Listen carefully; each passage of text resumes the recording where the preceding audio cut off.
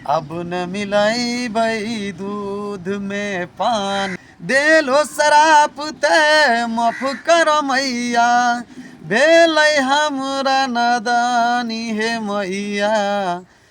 नमस्कार, दंगल खड़िया ब्लॉग्स में आपका स्वागत है। आज हम कुछ खास आदमी से मॉर्निंग वॉक में मिलवाने जा रहे हैं, जो कि चेहरे के मोहताज नहीं है।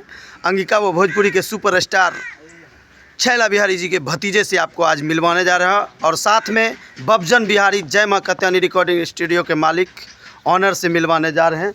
और साथ ही साथ बबजन बिहारी जी जो है कि पनीर का बिजनेस भी शुरू किए हैं और मकई का भी बिजनेस करते हैं सीजन में।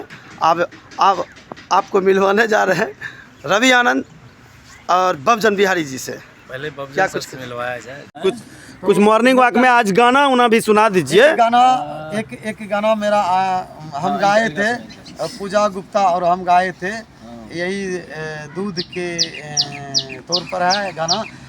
अब न मिलाई बई दूध में पानी, अब न मिलाई बई, देलो शराप ते माफ कर मैया, भेलै हमरा नादानी। अब न मिलाई बई दूध में पानी, अब न मिलाई बई। इसका अंतरा ये है, चोरी कर के धन बनलिए हे, सुख के रोटी ना हमें खलिए हे।